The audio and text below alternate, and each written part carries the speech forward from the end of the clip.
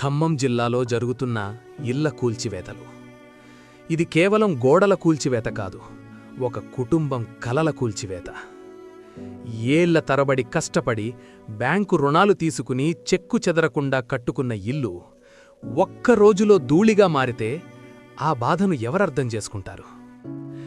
పిల్లలడుగుతున్నారు, నాన్నా, మన ఇల్లు ఎక్కడా?